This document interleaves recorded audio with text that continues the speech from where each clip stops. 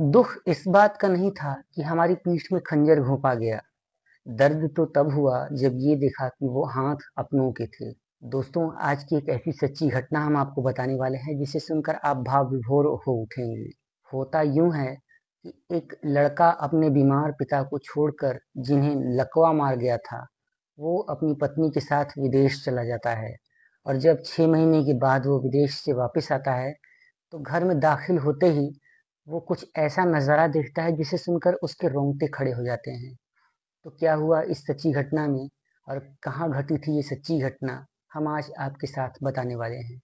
लेकिन इससे पहले हम आप सभी से एक रिक्वेस्ट करना चाहते हैं कि अगर आपने अभी तक हमारे इस चैनल सच्ची घटना को सब्सक्राइब नहीं किया है, तो अभी इसे सब्सक्राइब कर लें और बेल नोटिफिकेशन को ऑन करके ऑल पर सेट कर लें। इससे आपको हमारी आने वाली हर नई वीडियो की नोटिफिकेशन सबसे पहले मिलेगी, और इसके साथ हमें एक अच्छी प्रोत्साहना भी मिलती है, जिससे हम एक नई वीडियो बना सकते हैं। तो इतना तो आप मेरे लिए कर ही सकते हैं। बहरहाल, चलते हैं अपनी सच्ची घटना की तरफ। दोस्तों, मनोहर जी अपने परिवार के साथ उत्तर प्रदेश के आगरा शहर के एक छोटे से गांव मुबारकपुर में रहा करते थे। उनके साथ उन्हीं का बेटा संजय और संजय की पत्नी मोना, ये दोनों भी उन्हीं के साथ रहते थे। हुआ यूं कि जब संजय 4 साल का था, तभी मनोहर जी की पत्नी का स्वर्गवास हो गया था। इसलिए मनोहर जी ने खुद अपने पैरों पर खड़े रहते हुए अपने बेटे की सारी जिम्मेदारी को उठाया और उसकी सारी परवरिश, देख-रेख और एक अच्छे माता-पिता का पूरा फर्ज अदा किया। मनोहर जी की माँ भी उस समय जिंदा थी, तो उन्होंने मनोहर जी से ये कहा कि बेटा, तुम दूसरी शादी कर लो, आखिर ऐसे कब तक अकेली जिंदगी गुजारते रहोगे, और इस 4 साल के छोटे बच्चे को माँ के ममता की भी जरूरत है। लेकिन मनोहर जी हर बार ये कहकर टाल जाते थे कि माँ, जैसे तुमने मुझे पाल पोस कर बड़ा किया है, ठीक वैसे ही तुम मेरे बेटे को भी पाल पोस कर बड़ा करो, और तुम दुनिया की सबसे अच्छी माँ हो, तुम इसकी सबसे अच्छी देख रेख कर सकती हो। कुछ इस तरह कहकर मनोहर जी हमेशा टाल जाया करते थे, और उनकी माँ भी उस छोटे से बच्चे की देखभाल करने में कोई कोर कसर नहीं छोड़ती थी। धीरे धीरे वक्त पंख लगाकर उड़ता चला गया, और फिर से कभी-कभार जब उनकी माँ उनसे ये कहा करती थी कि तुम फिर से कोई एक नई लड़की देखकर, कोई अच्छी-सी लड़की देखकर शादी कर लो, तो मनोहर जी ये कहा करते थे कि माँ, आखिर एक नई लड़की आने के बाद वो मेरे बेटे को वैसा प्यार नहीं देगी जैसा उसकी असली माँ दिया करती थी, और एक नई औरत आने के बाद वो घर के माहौल को खराब कर सकती है। हो सकता है वो मेरे साथ भी खराब व्यवहार करे, तो इसलिए मैं नई शादी नहीं करना चाहता, और तुम जब तक हो तब तक मुझे किसी की ज़रूरत नहीं है। इस तरीके से बातों को टाल दिया करते थे। लेकिन एक दिन ऐसा आता है जब मनोहर की माँ उनका साथ छोड़ जाती हैं, और मनोहर अब अकेला हो जाता है। जिस तरह से मनोहर का बेटा संजय अपनी माँ को खोने के दर्द से आज अनजान था और अकेला फील करता था, ठीक उसी तरह से मनोहर भी अब अपनी माँ को खोने के दर्द से और अपनी पत्नी को खोने के दर्द से बहुत टूट से गए थे। इसलिए उनके मन में अब सिर्फ अपने बेटे की परवरिश को ही लेकर विचार आते थे, और वो अपनी नई जिंदगी शुरू ही नहीं करना चाहते थे। उनके मन में सिर्फ अपने बेटे की अच्छी देखभाल करना था। और मनोहर जी अपने बेटे को पालने पोसने के साथ साथ उसकी हर जरूरत का ख्याल रखते थे। मनोहर जी जब ऑफिस जाते थे, तो वो अपने बेटे को साथ लेकर उसके स्कूल छोड़ दिया करते थे, और जब मनोहर जी अपने पोस्ट ऑफिस से वापस घर आया करते थे, तो वो अपने बेटे को वहीं से लेकर आया करते थे। और आसपास के लोग भी मनोहर के इस व्यवहार के चलते मनोहर के उस बेटे के प्रति बहुत सहानुभूति रखते थे, और मनोहर के बच्चे को कोई कमी महसूस नहीं होने देते थे। देख रेख करते थे, कुछ खिला दिया करते थे, जिससे मनोहर का बोझ कम हो जाता था। धीरे धीरे चीजें बदलती गईं और वक्त बीतने लगा, और अब मनोहर भी पोस्ट ऑफिस की अपनी ड्यूटी को पूरा करते हुए काफी संजीदा हो चले थे। एक दिन यूं हुआ कि मनोहर जी के बड़े भाई मनोहर जी के पास आए और उनसे ये कहा कि मनोहर, आखिर कब तक तुम्हारी ये जिंदगी यूं ही अकेले तन्हा कटती रहेगी। ये माना कि तुम्हें अब पत्नी की जरूरत नहीं है, लेकिन तुम्हारे बच्चे संजय को तो उसकी माँ की जरूरत है, और माँ के बिना ये घर भी सुना सुना लगता है।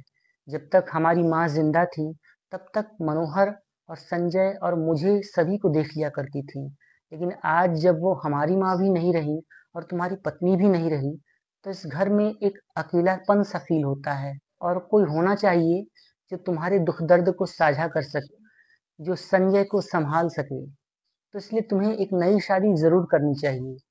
तो इसलिए तुम जल्दी से एक लड़की देखकर शादी कर लो। मनोहर के बड़े भाई ने जब इस तरीके से मनोहर को समझाया तो मनोहर जी ने कहा कि भैया आप एक काम कीजिए, आप ही एक अच्छी सी लड़की ढूंढिए और मुझे बताइए, मैं शादी करने के लिए तैयार हूँ। जब मनोहर जी ने ऐसा कहा तब मनोहर के बड़े भाई ने उन्हें एक अच्छी सी लड़की देखकर एक रिश्ता बताया और उस रिश्ते के लिए मनोहर से कहा कि तुम जाकर इस लड़की से मिल लेना, बातचीत कर लेना और अगर सब कुछ सही रहा तो हम बहुत जल्द तुम्हारी शादी कर देंगे। मनोहर जी बहुत खुश हुए कि चलो एक नई जिंदगी शुरू होने वाली है। तो इसके बाद जब मनोहर शादी के लिए तैयार हो जाते हैं और एक दिन शादी के लिए उस लड़की के घर जा रहे होते हैं तो उन्हें रास्ते में एक न्यूज़पेपर मिलता है जिसे वो पढ़ने लगते हैं और जब वो इस न्यूज़पेपर को पढ़ते हैं तो उनकी नज़र एक ऐसी खबर पर जाती है जिसे देखकर वो चौंक जाते हैं। वहाँ ये लिखा था कि एक आदमी ने अपनी पत्नी के मरने के बाद एक दूसरी औरत से शादी की और उस दूसरी औरत ने उस आदमी के 3 बच्चों में से 2 बच्चों को पीट-पीट कर मार डाला और उनका सारा इल्ज़ाम उस तीसरे बच्चे पर लगा दिया और खुद सारे गहने लेकर फरार हो गई। और आज वो तीसरा बच्चा बाल सुधार गृह में है और वो व्यक्ति दर-बदर की ठोकरें खा रहा है। जब इस खबर को मनोहर जी ने पढ़ा तो उनके पैरों तले ज़मीन खिसक गई। एक अनचाहा सा डर उनके ज़हन में कौंधने लगा और एक बार फिर उनके कदम उस नई नवेली ज़िंदगी की तरफ से लौटकर वापस अपनी उसी तन्हाई भरे घर में आकर रुक गए और मनोहर ने अपनी पूरी ज़िंदगी में शादी करने का फैसला ही बदल दिया और ये सोचा कि अब उन्हें पूरी ज़िंदगी में दोबारा कोई शादी नहीं करनी है और जो जैसे चल रहा है वैसे ही वो उसे निभाएंगे और अपने बच्चे संजय की पूरी परवरिश वो खुद अकेले अपने दम पर करेंगे। जब मनोहर अपने घर पहुंचते हैं तो वहां उसके भैया ये कहते हैं कि मनोहर तुम आखिर उस लड़की से मिले क्यों नहीं और उनका मुझे बार बार फोन आ रहा है। तब मनोहर ने ये कहा कि भैया मैंने ये देखा कि मुझे एक नई जिंदगी शुरू करने से अपेक्षा मुझे मेरे बेटे के प्रति ध्यान देना चाहिए और इस बात का क्या भरोसा कि अगर एक नई लड़की आएगी तो वो मेरी पत्नी का ही जगह हासिल कर सकेगी, मेरे बच्चे को पूरा प्यार दे पाएगी, मुझे संभाल सकेगी और इसकी क्या गारंटी है कि वो मेरी पत्नी के जैसा एक अच्छा व्यवहार मुझसे कर सकेगी। मनोहर के भैया ने उसे लाख समझाया लेकिन मनोहर नहीं माने और इसके बाद मनोहर ने उस शहर को ही छोड़ दिया और आगरा के एक बड़े एरिया में आकर अपनी पोस्टिंग करवा ली। और जब मनोहर ने अपना ट्रांसफर आगरा के एक दूसरी जगह में करा लिया तो उसके बाद मनोहर अपने बच्चे को लेकर उस दूसरी जगह पर शिफ्ट हो गए और अपनी जिंदगी एक नए सिरे से शुरू करने का प्रयास करने लगे। मनोहर जी ने ये सोचा कि धीरे धीरे करके चीजें बदल जाएंगी और हुआ भी वही। वक्त पंख लगाकर उड़ता रहा और मनोहर जी का बेटा जवान हो गया और अब जवानी की दहलीज पर कदम रखने के साथ साथ मनोहर के बेटे संजय के पांव एक लड़की की तरफ बढ़ चले और उस लड़की का नाम था मोना। संजय और मोना दोनों एक दूसरे से बेइंतहा प्यार करते थे। संजय जिस कंपनी में जॉब करता था वो लड़की मोना भी वहीं पर काम करती थी। एक दिन मौका देखकर संजय ने अपने पिता मनोहर से ये कहा कि पिताजी मैं एक लड़की से बहुत प्यार करता हूँ और मैं ये चाहता हूँ कि मैं उसी से शादी करूँ। जब पिताजी ने ये सुना तो वो बहुत खुश हुए और उन्होंने ये कहा कि बेटा तुम जिस लड़की से शादी करना चाहते हो तुम शादी कर सकते हो, लेकिन वो लड़की अच्छी होनी चाहिए और घर परिवार को संभालने वाली होनी चाहिए। संजय ने भी इस बात में हामी भरी और एक दिन संजय मोना को लेकर मनोहर के पास आता है। मनोहर ने रिश्ता पक्का कर दिया और दोनों परिवारों की रजामंदी से शादी हो गई। शादी के कुछ समय बाद ही संजय एक बच्चे का बाप भी बन गया और अब जिंदगी अच्छी चल रही थी। तो दोस्तों जो संजय की पत्नी थी मोना वो एक मॉडर्न किस्म की लड़की थी। उसे चमक धमक रंग ढंग मॉडर्न कपड़े पहनना बेहद पसंद था। उसके ख्याल बेहद आधुनिक किस्म के थे। लेकिन मनोहर जी जो पुराने ख्यालों के व्यक्ति थे उन्हें ये सारी चीजें पसंद नहीं आती थी, लेकिन फिर भी वो चुपचाप रहते थे और सब कुछ सहन कर रहे थे। उनका ये मानना था कि घर में शांति रहनी चाहिए, जो जैसे रह रहा है वैसे ही ठीक है और जिंदगी कुछ यूं ही गुजरती रही। फिर एक दिन मनोहर अपने बाथरूम में जा रहे थे जहां मोना ने पहले से ही स्नान करने के बाद वॉशरूम में ही गीला साबुन छोड़ दिया था जिससे वहाँ पर बहुत फिसलन हो गई थी। और उसी समय अचानक से लाइट चली जाती है और मनोहर अंधेरे के कारण कुछ समझ नहीं पाते हैं और फर्श पर पूरा साबुन बिखरा हुआ था और फर्श पर बहुत फिसलन थी। टाइल्स और फिसलन के चलते मनोहर जी बाथरूम में ही तुरंत गिर जाते हैं और जब बाथरूम में मनोहर जी गिरते हैं तो वो तुरंत बेहोश हो जाते हैं। तो जब बाथरूम में तेज गिरने की आवाज आती है तो मोना और संजय दोनों भागकर बाथरूम में जाते हैं, जहां वो ये देखते हैं कि मनोहर जी बेसुध अवस्था में बाथरूम में पड़े हुए हैं। तुरंत ही मनोहर जी को लेकर हॉस्पिटल जाया जाता है, जहां डॉक्टर्स उनकी ट्रीटमेंट करते हैं और ट्रीटमेंट में ये पता चलता है कि मनोहर अब लकवाग्रस्त हो चुके हैं और उनके शरीर का एक हिस्सा अब काम नहीं करता है। जब इस बात की खबर मोना और संजय को लगती है, तो वो लोग बहुत हैरान रह जाते हैं, वो लोग बहुत परेशान हो जाते हैं और बहुत दुखी होते हैं। मनोहर जी भी बहुत परेशान हो जाते हैं कि ये क्या हो गया मेरे साथ और अब आगे की ज़िंदगी कैसे कटेगी। लेकिन फिर उसके बाद जब डॉक्टर्स ने उनका इलाज किया और उन्हें ढांढस बंधाया कि आप ठीक हो जाएँगे, आप परेशान मत होइए, तो मनोहर जी को डिस्चार्ज कराकर मोना और संजय घर लेकर आते हैं। जहाँ मोना और संजय मनोहर जी का बहुत अच्छी तरह से देखभाल करते हैं, देख-रेख करते हैं और मनोहर जी को कभी ऐसा एहसास ही नहीं होने देते हैं कि वो लकवाग्रस्त हो चुके हैं। लेकिन फिर भी कहीं न कहीं उन्हें इस बात का अंदाज़ा था कि मेरा रोग जल्दी ठीक नहीं हो सकता है और मुझे अब एक सहारे की ज़रूरत है। कुछ दिन तक तो सारी चीज़ें ठीक चलती हैं, लेकिन इसके बाद धीरे-धीरे मोना का रंग-रवैया और व्यवहार बदलने लगता है। वो मनोहर जी को एक बोझ की तरह देखने लगती है और अब मनोहर जी को अपनी दैनिक दिनचर्या के लिए भी इंतज़ार करना पड़ता था। अपने कपड़े बदलवाने के लिए भी मोना को बार-बार आवाज़ देनी पड़ती थी और मोना अब अपने ससुर मनोहर जी को ताने कसा करती थी, व्यवहार खराब करने लगी थी और उनके साथ बदतमीजी किया करती थी, जिसे मनोहर जी चुपचाप बर्दाश्त कर लिया करते थे और अपने कर्म का फल समझते थे। लेकिन फिर भी चीजें यहाँ ही नहीं बदलती। बाद में कुछ ऐसी नौबत आ जाती है कि जब मनोहर जी को पेशाब लगती थी, टट्टी लगती थी, तो वो टट्टी पेशाब भी कभी-कभी अपने बेड पर ही कर दिया करते थे। लेकिन उसे साफ करने के लिए मोना नहीं आती थी। और काफ़ी समय तक इंतज़ार करने के बाद संजय या फिर उसके बहुत देर के बाद मोना आकर बहुत 4 बातें सुनाने के बाद मनोहर जी के सारे कपड़े बदलवाया करती थी। मनोहर जी रो दिया करते थे लेकिन वो कुछ कर नहीं सकते थे, क्योंकि अब मनोहर जी लकवाग्रस्त थे और किसी के आश्रित हो चुके थे। दोस्तों यही होता है कि जब आपके पास आपकी खुद की शक्ति क्षीण हो जाती है, तो लोग आपके साथ खराब व्यवहार करने लगते हैं। लोग आपको समझ नहीं सकते। और सबसे अच्छा मित्र आपका स्वास्थ्य होता है, इसीलिए ऐसा कहा जाता है। लेकिन मनोहर जी अब कुछ कर नहीं सकते थे सिवाय बर्दाश्त करने के।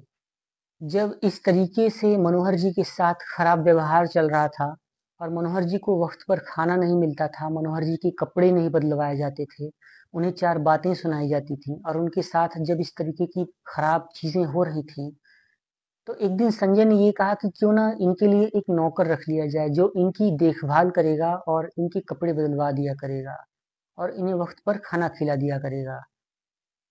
इस विचार को मोना ने तुरंत ही स्वीकार कर लिया और एक नौकर अब मनोहर की देखभाल करने लगते हैं। जब वो नौकर मनोहर की देखभाल किया करता था तो मोना ये कहती थी कि तुम सिर्फ मनोहर की ही देखभाल क्यों करते हो, मेरे काम क्यों नहीं करते? तुम्हें हमने ही तो रखा है, तुम हमारे काम कब करोगे? और इस आपाधापी में मनोहर जी के कई सारे काम वक्त पर छूट जाया करते थे, जैसे दवाइयाँ लेना, उनके कपड़े बदलवाना, उन्हें पेशाब टट्टी कराना, इस तरीके की सारी चीज़ें मिस हो जाया करती थी। लेकिन मोना को इन सारी चीज़ों से कोई फ़र्क नहीं पड़ता था। दोस्तों इस तरीके से वक्त बीतने लगता है। फिर एक दिन मोना जिसकी बर्थडे थी, उसने अपने जन्मदिन के मौके पर अपने मायके से कुछ लोगों को बुलाया और अपने फ्रेंड्स के साथ अपने ही घर में बर्थडे का एक छोटा-सा पार्टी ऑर्गेनाइज़ किया, जिसमें मनोहर भी चुपचाप एक तरफ बैठे हुए थे और सारी चीज़ों को चुपचाप बैठकर देख रहे थे। इसके बाद मनोहर जी को जब पेशाब करने की तलब लगती है, तो मनोहर जी उठना चाहते थे, मनोहर जी बुलाना चाहते थे, लेकिन कोई था ही नहीं जो उन्हें सुन सके। सब अपने-अपने में ही मसरूफ़ थे और इतना तेज़ म्यूज़िक बज रहा था और सब इतनी तेज़ नाच गा रहे थे कि वहाँ मनोहर जी की आवाज़ सुनाई ही नहीं पड़ रही थी। और बेटे और बहू तो अपनी ही दुनिया में मगन थे। ऐसे में मनोहर जी बेहद परेशान और लाचार से अपने ही उसी व्हील चेयर पर बैठे हुए ये सोच रहे थे कि शायद उनका नौकर आ जाए तो वो पेशाब करने के लिए जा सकें। लेकिन उनका नौकर भी वक्त पर नहीं आ सका क्योंकि उस नौकर को भी ढेर सारे काम करने थे। और ऐसे में मनोहर जी मजबूर और लाचार होकर एक छोटे बच्चे की तरह उसी व्हील चेयर पर ही पेशाब कर देते हैं।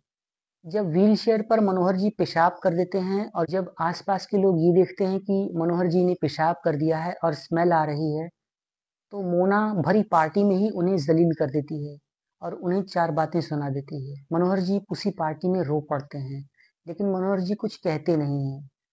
इसके बाद मनोहर जी को लेकर मोना खुद वॉशरूम में जाती है और उनके कपड़े बदलवाते हुए उन्हें थप्पड़ जड़ देती है और उन्हें धक्का दे देती है, जिससे मनोहर जी उसी वॉशरूम में ही गिर जाते हैं और मोना सब कुछ छोड़कर वापस अपनी पार्टी में आकर अपनी पार्टी एंजॉय करने लगती है। दोस्तों, इसके बाद जब वो नौकर घर में आता है तो मोना उस नौकर से ये कहती है कि जाकर उस बुड्ढे को उठा लाओ और उसके कपड़े बदलवा कर उसे रूम में शिफ्ट कर दो और मेरी पार्टी में फिर से रंग में भंग नहीं पड़ना चाहिए। वो नौकर सीधा भागता हुआ अपने मालिक के पास जाता है और मनोहर जी के कपड़े बदलवा कर उन्हें एक नए तरीके से ठीक करके उनके बेडरूम में ले जाकर उन्हें लिटा देता है। मनोहर जी बस रोए जा रहे थे और उन्हें कुछ कहते नहीं बन रहा था। इसके बाद ठीक अगले दिन मनोहर के बेटे संजय का एक जगह से फॉर्म भरने का रिजल्ट आ जाता है और ये जगह थी अमेरिका। अमेरिका से ही संजय को एक कॉल लेटर आ जाता है जहां एक अच्छी कंपनी में उसकी जॉब लग जाती है। जब संजय की जॉब लग जाती है और उसे ये पता चलता है कि अब वो अमेरिका जाने वाला है, तो संजय बहुत खुश हो जाता है और अब वो ये सोचने लगता है कि चलो इस बुड्ढे से पीछा छूटा।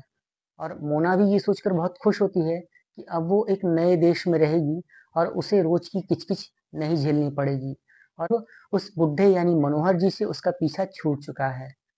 जब मनोहर जी के पास ये खबर जाती है तो मनोहर जी बहुत खुश होते हैं, लेकिन कहीं न कहीं उन्हें बहुत दुःख भी था कि अब वो अपने बेटे और बहू के बिना इसी घर में अकेले, निराश्रित और एक लाचार व्यक्ति की तरह एक व्हील चेयर पर पड़े रहेंगे और अब उनसे कोई बात करने वाला भी नहीं होगा। कितनी अजीब-सी विडंबना थी कि जब मनोहर जी एक समय अपने बेटे के लिए पूरी दुनिया को छोड़ चुके थे और अपने बेटे के लिए ही उन्होंने दूसरी शादी नहीं की, लेकिन आज एक ऐसा वक़्त आया कि जब बेटे ने अपनी पत्नी के लिए, अपनी एक नई ज़िंदगी के लिए, अपने उस पिता को छोड़ दिया, अपने उस लाचार बाप की सेवा नहीं की, जिसकी उन्हें इस समय सबसे ज़्यादा ज़रूरत थी। बहरहाल, मनोहर का जो बेटा था संजय, वो अपनी पत्नी को लेकर पैकिंग में लग जाता है और वीज़ा की तैयारियों में जुट जाता है और 8-10 दिन में संजय अपनी पत्नी को लेकर अमेरिका पहुंच जाता है और वहां सेटल हो जाता है और यहाँ जाते-जाते अपने नौकर से ये कह देता है कि पिताजी की देखभाल में कोई कोर कसर मत छोड़ना और हमारे ना रहने पर भी पिताजी का खूब ख्याल रखना और अगर तुम्हें पैसे की ज़रूरत पड़ेगी तो हमसे बता देना, हम तुम्हें ऑनलाइन ट्रांसफ़र कर दिया करेंगे। वो नौकर भी चुपचाप इस बात को स्वीकार करके मालिक को छोड़कर वापस अपने घर मनोहर जी के पास आ जाता है।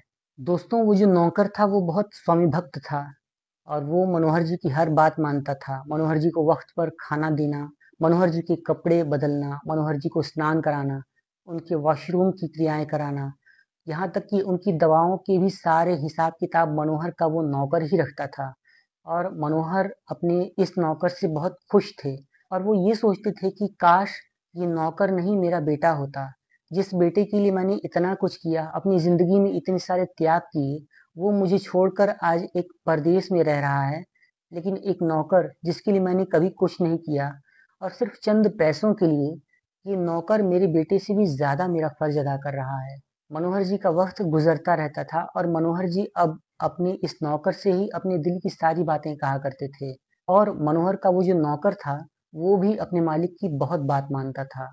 फिर एक दिन मनोहर जी का वो नौकर, मनोहर जी की बची-खुची दवाइयों को लेने के लिए बाहर जाता है और मार्केट से दवा लेकर लौटते समय मनोहर के इस नौकर का भयंकर एक्सीडेंट होता है।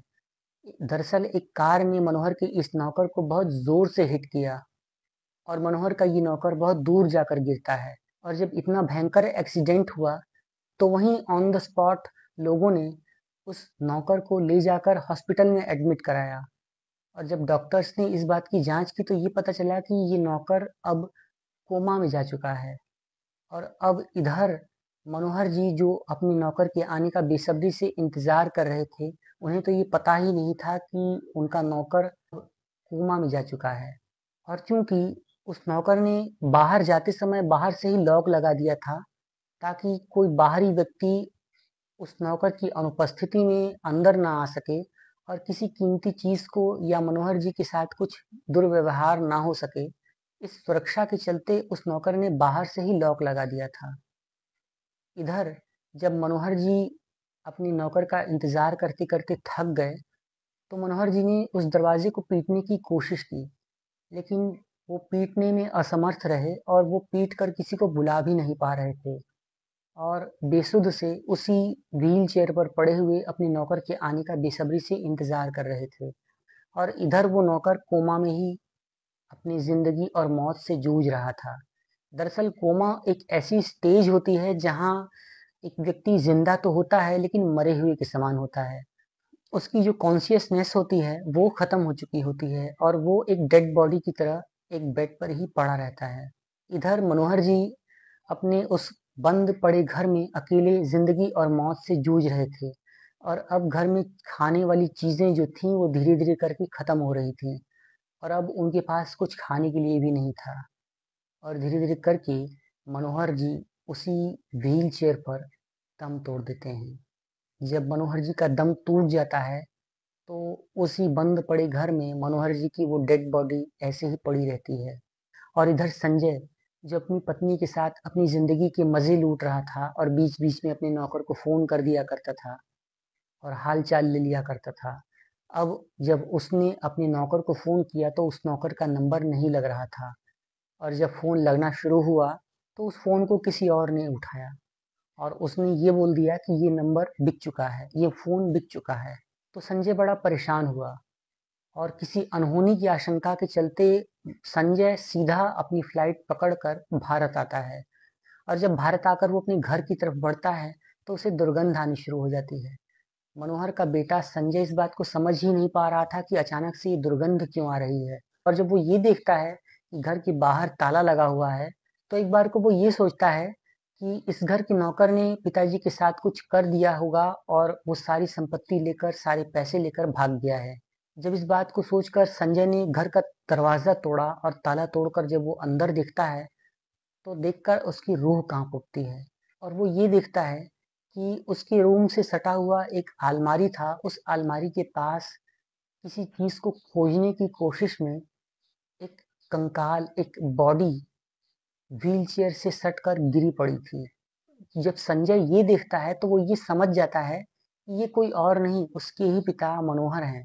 और जब वो ये देखता है तो वो दहाड़े मार कर रोने लगता है और चीखने चिल्लाने लगता है और वो ये बोलता है कि मेरे से बहुत बड़ी गलती हो गई कि मैंने आपको अकेला छोड़ दिया पिताजी, और काश मैंने आपको अकेला न छोड़ा होता।